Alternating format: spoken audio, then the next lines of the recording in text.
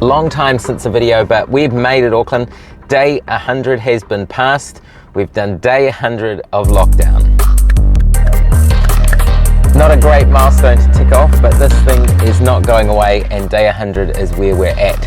So much is happening, heaps of announcements, heaps of things changing, exciting stuff with new drugs becoming available, which have been touted to have amazing results at treating COVID, and we have no idea what life will look like this Friday when we switch to traffic lights.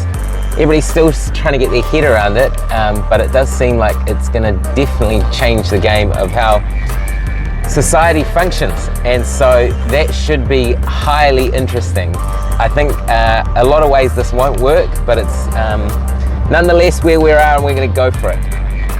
Most DHBs now, all but 2, have hit the milestone of 90% single dose vaccination, which is amazing, and a couple are now on this double dose 90%, which is good. And on the triple dose, they're now freely available to everyone who's had the first 2. So it's all happening rather quickly. Just when you think things are going back to normal, things have another twist and turn.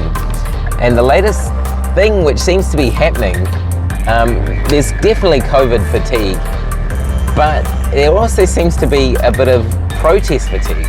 So we've had pretty regular lockdown protests, and overseas, and what I guess you'd expect is that they would ramp up. The longer you're in lockdown, the more it ramps up, the more people start joining this and say, hey, I was with you at the start, but I'm not doing it now. But it seems like we might even have a reverse in little old Kiwi land, with just people being fatigued about the lockdown protests. And so the protesters, as they often have done, have met at the Domain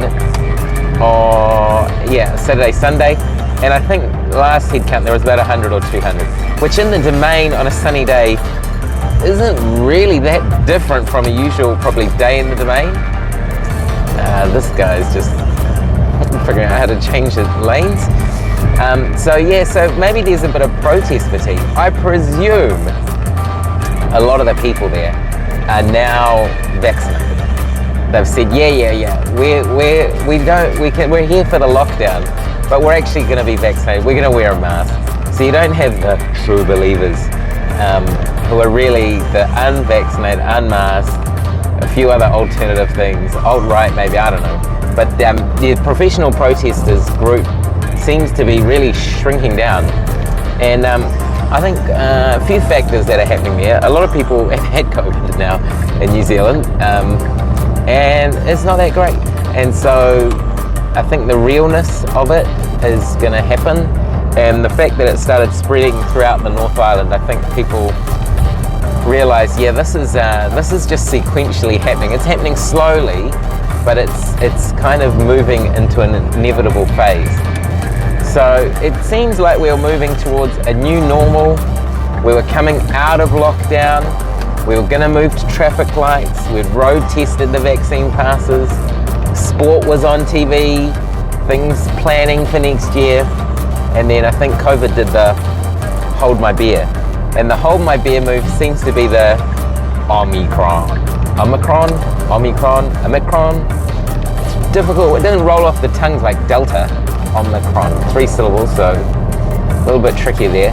So Omicron has come up in the last 48 hours, maybe a bit longer, but certainly everywhere that seems to, if you Google Omicron plus any country, the next thing that'll follow will be travel ban. So countries are really closing ranks really quickly because of the O variant, or Omicron, previously known as the South Africa variant. So what does this mean? Well, it means like that whole idea of going back to normal seems like a good concept, but it seems more like an idea rather than an eventuality. Because Omicron, so what do we know about it? Not a lot, but it's got an interesting graph where it's sort of take up is like that, delta's like that, and alpha beta are like that. So this is this seems much more exponential than Delta. But what does that mean? So far, it's really unclear if a lot more people are dying. It seems, in essence, less people are dying. So Omicron came out of a part of the world with low vaccination rates, so good melting pot, a lot of circulating Delta, and who knows, evolutionary pressure. We've got this thing, Omicron. The World Health Organization seems to be going really hard on this, and I'm not sure, we'll find out this week and next, if we really need to be that worried at this stage. Certainly when we had Delta hitting countries, it's hard to be a denier when you realize the hospitals are ordering freezer trucks because there's so many bodies. So whether or not they died with Delta or something, yeah, but the clear increase in deaths. But I haven't seen any reporting out of the hotspots for Omicron of actually increased deaths. Now we do know that about maybe 90% of Africa is still struggling to get access to vaccines.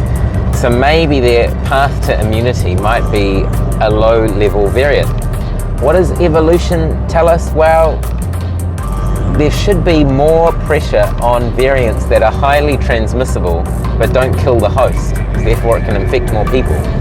And generally that's the thinking what should happen to the virus anyway. So that's yet to be seen, but certainly if it was killing a lot of people, you wouldn't think it would be able to escape. And escape is a big buzzword at the moment because they're talking about vaccine escape.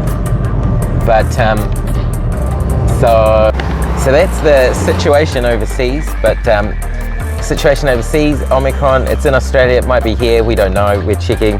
But as you can see, it's pretty hot here as well.